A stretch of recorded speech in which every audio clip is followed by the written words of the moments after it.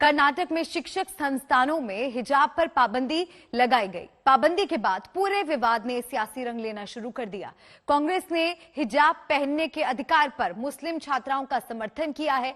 राहुल गांधी ने बीते शनिवार को ट्वीट के जरिए बीजेपी पर निशाना साधा था। इसके बाद बीजेपी ने पलटवार शुरू किया और मामला सियासी संग्राम में बदल गया।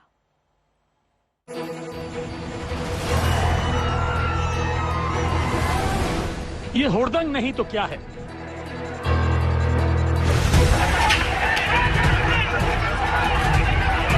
ये गुंडागर्दी नहीं तो क्या है?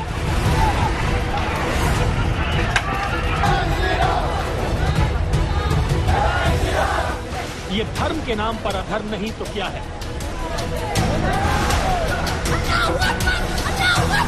ये नफरत नहीं तो क्या है? यकीन मानिए, हिजाब पर मचा बवाल अब स्कूल कॉलेज तक सीमित नहीं है, बल्कि सड़क से लेकर देश की संसद तक पहुंच चुका है। सदन के अंदर हम लोग सबका साथ, सबका विश्वास, सबका प्रयास, बड़ी बड़ी बात करते हैं और हम ये भी कहते हैं कि हिंदुस्तान में समानता, सबका समान अधिकार हम मान के चलते हैं। जैसे कि कोई हिंदू सर पे सर तिलक लगाते हैं तो मुसलमान महिला सर हिजाब पहनते हैं। तो हिजाब पहनना कोई गुनाह तो नहीं है, लेकिन हमारे देश में कई हिस्सों में सर आजकल हिजाब पहनने से उसके ऊपर अत्याचार भी हो रहे हैं। कर्नाटक में सर देखिए, स्कूल की 30 से 40 कॉलेज बंद पड़े हुए हैं। जबरदस्ती उनको हिजाब उतारने की सलाह कोशिश किया जाते हैं। कर्नाटक में बीजेपी की सरकार है और कांग्रेस ने बड़ा हमला बोला।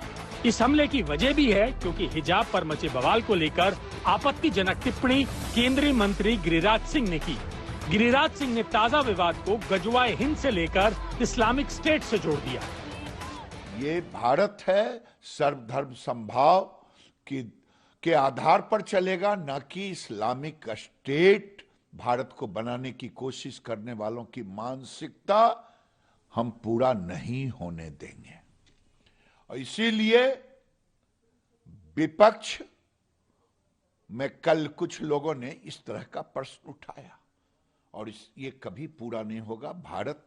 भारत रहेगा, भारत पाकिस्तान नहीं बनेगा। बाकायदा एक मुहिम चलाई जा रही है और समाज में डिवाइड तो पहले ही भारतीय जनता पार्टी ने बहुत कुछ करने की कोशिश की है।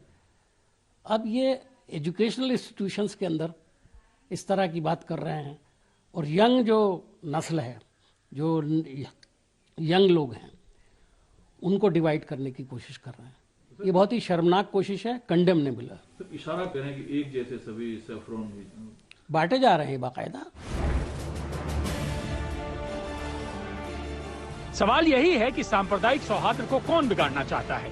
हिजाब बैन पर छिड़े संग्राम पर विपक्ष ने भी बीजेपी को घेरा तो ओवैसी ने उत्तर प्रदेश की चुनावी दंगल में हिजाब की लड़ाई पर दांव चला।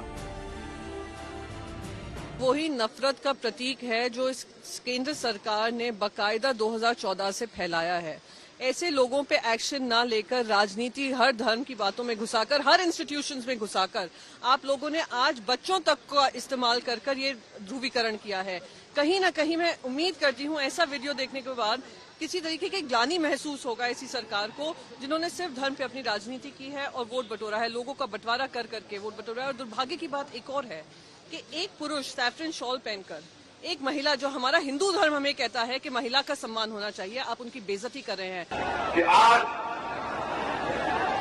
हमारे मुल्क में, खासतौर से कर्नाटका में, जो हमारी बहनें हिजाब की लड़ाई लड़ रहे हैं, हम उम्मीद करते हैं कि अल्लाह सुब्हानहू तआला उनको उसमें कामयाब और कामरान कर देगा। जो हिजाब की लड़ाई एक बुनियादी हक है और सुप्रीम कोर्ट का फैसला है कि सुप्रीम कोर्ट ने पुट्टुस्वामी जजमेंट में कह दिया कि कोई सरकार ये तय नहीं कर सकती कि हम क्या खाएंगे और क्या पिएंगे। आज कर्नाटक के शहर शहर में हंगामा बरपा हुआ है। एक साथ पढ़ने वाले छात्र छात्राएं ही एक दूसरे के खिलाफ नारेबाजी कर रहे हैं। विवाद बढ़ा तो मुख्यमंत्री ने शांति बनाए रखने की अपील की है। All the concerned people should keep peace and let the children do their education and studies. Exams are also coming.